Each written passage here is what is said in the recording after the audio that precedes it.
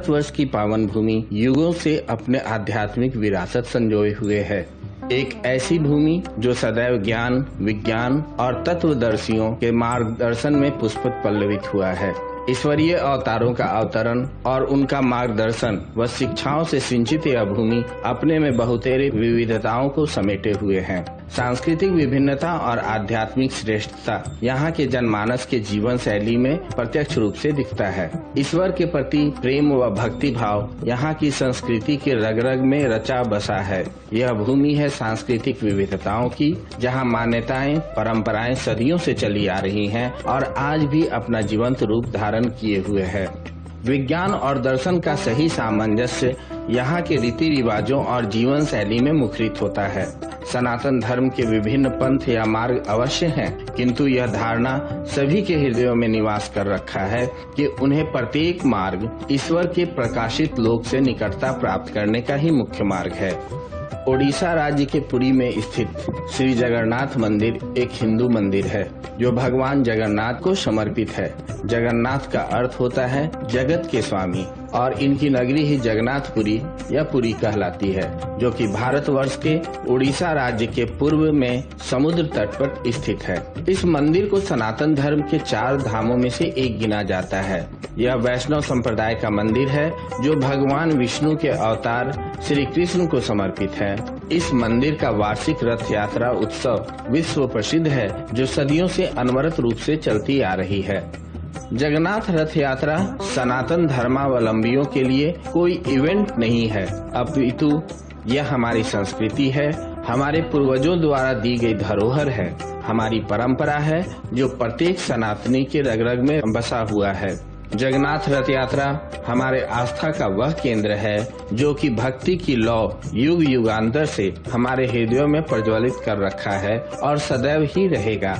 आज जिस श्रद्धा, भक्ति और प्रेम से रथ यात्रा का आयोजन किया जाता है, सैकड़ों वर्ष पूर्व भी इस भक्ति भावना व समर्पण में लेश मात्र की भी कमी नहीं थी।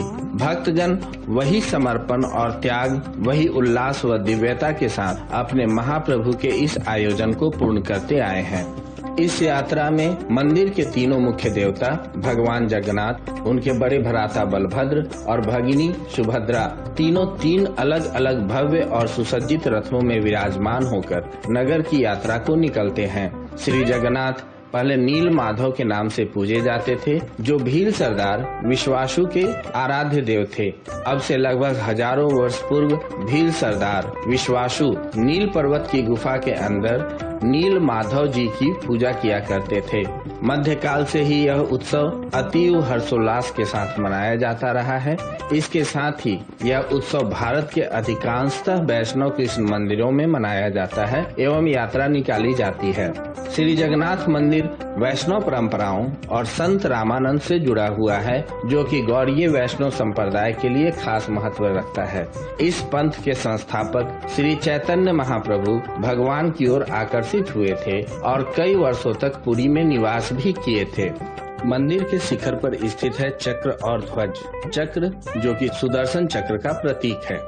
गंग वंश के हाल ही में अन्वेषित ताम्र पत्रों से यह ज्ञात हुआ है कि वर्तमान मंदिर के निर्माण कार्य को कलिंग राजा अनंत वर्मन चोड़गंग देव ने आरंभ करवाया था। मंदिर के जगमोहन और विमान भाग के इनके शासन काल 1078 से 1148 के मध्य बने थे। फिर 1197 में जाकर उड़िया शासक अनंग भीमदेव ने इस मंदिर को वर्तमान रूप दिया था। मंदिर में महाप्रभु जगन्नाथ जी की अर्चना सन 1558 तक होती रही। काला पहाड़ जो कि बंगाल सल्तनत का एक मुस्लिम जनरल था जो कर्रानी राजवंश के शासन में था, जिसका उल्लेख मुगल साम्राज्य रिकॉर्ड में किया गया है, जिसने कोणार्क मंदिर को तोड़ने के लिए अपनी सेना के साथ पुरी जगन्नाथ मंदिर पर हमला किया था।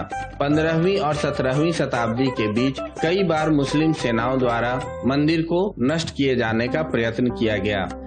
अफगान जनरल काला पहाड़ ने उड़ीसा पर हमला किया और मूर्तियां तथा मंदिर के भाग को ध्वंस किए और पूजा बंद करवा दी गई तथा जगन्नाथ जी के विग्रहों को गुप्त रूप में चिल्का झील में स्थित एक द्वीप में रखा गया। बाद में रामचंद्र देव के खुर्दा में स्वतंत्र राज्य स्थापित करने पर मंदिर और इसकी मूर्तियों की पुनर्स्थापना हुई। इस मंदिर के उद्गम से जुड़ी परंपरागत कथा के अनुसार भगवान जगन्नाथ की इंद्रनील या नीलमणि से निर्मित मूल मूर्ति एक अगरू वृक्ष के नीचे मिली थी। यह इतनी चकाचौंध करने वाली थी कि धर्म ने इसे पृथ्वी के नीचे छुपाना चाहा। मालवा नरेश इंद्रद्युम्न को स्वप्न में यह मूर्ति दिखाई दी थी। तब उसने कड़ी तपस्या की और भगवान विष्णु ने उसे बताया कि वह पुरी के समुद्र तटों पर जाए और उसे एक दारू अर्थात लकड़ी का लट्ठा मिलेगा। उसी लकड़ी से वह मूर्ति का निर्माण कराए। राजा ने ऐसा ही किया और उसे लकड़ी का लट्ठा मिल भी गया। उसके बाद राजा को विष्णु और विश्वकर्मा बढ़ई कारीगर और मूर्ति के रूप में उसके सामने उपस्थित हुए, किंतु उन्होंने यह शर्त रखी कि वे 1 माह में मूर्ति तैयार कर देंगे, परंतु तब तक वह एक कमरे में बंद रहेंगे और राजा या कोई भी उस कमरे के अंदर नहीं आए। माह के अंतिम दिन में जब कई दिनों तक कोई आवाज नहीं आई तो उत्सुकतावश राजा ने कमरे में झांका और वह वृद्ध कारीगर द्वार खोलकर बाहर आ गया और राजा से कहा कि मूर्तियां अभी अपूर्ण हैं, उनके हाथ अभी नहीं बने थे। राजा के अफसोस करने पर मूर्तिकार ने बताया कि यह सब दैववश हुआ है और यह मूर्तियां ऐसे ही स्थापित होकर पूजी जाएंगी। तब वही तीनों जगन्नाथ, बलभद्र और सुभद्रा की मूर्तियां मंदिर में स्थापित की गयी। महाराजा रंजीत सिंह, महान सिख सम्राट, इस मंदिर को प्रचुर मात्रा में स्वर्ण दान दिया था, जो कि उनके द्वारा स्वर्ण मंदिर अमृतसर को दिए गए स्वर्ण से अधिक था। उन्होंने अपने अंतिम दिनों में यह वसीयत भी की थी कि विश्व प्रसिद्ध कोहिनूर हीरा, जो विश्व में अब तक सबसे मूल्यवान और सबसे बड़ा हीरा है, इस मंदिर को दान कर दिया जाए। लेकिन यह संभव न हो सका क्योंकि उस समय तक ब्रिटिश ने पंजाब पर अपना अधिकार करके उनकी सभी शाही संपत्ति जब्त कर ली थी, वरना कोहिनूर हीरा भगवान जगन्नाथ के मुकुट की ही शान होता। मंदिर का बृहद क्षेत्र 4 लाख वर्ग फुट अर्थात 37,000 वर्ग मीटर में फैला है और चार दीवारी से घिरा है। कलिंग शैली के मंदिर स्थापत्य कला और शिल्प के आश्चर्यजनक प्रयोग से परिपूर्ण यह मंदिर भारत के भव्यतम स्मारक स्थलों में से एक है।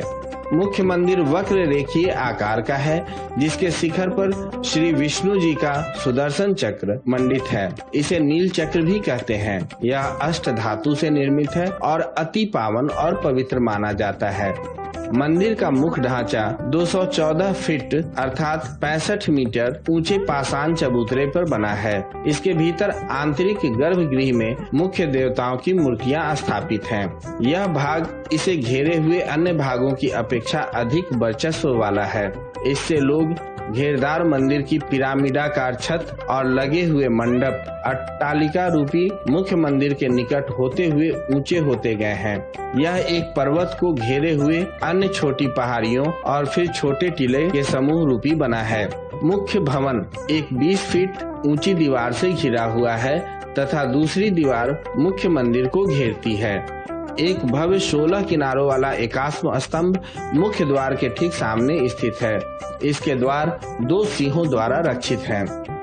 भगवान जगन्नाथ, बलभद्र और सुभद्रा इस देवी के मुख्य देव हैं। इनकी मूर्तियां एक रत्न मंडित पाषाण चबूतरे पर गर्भगृह में स्थापित है। इतिहास अनुसार इन मूर्तियों की अर्चना मंदिर निर्माण से कहीं पहले से की जाती रही है। संभव है यह प्राचीन जनजातियों द्वारा भी पूजित रही हो।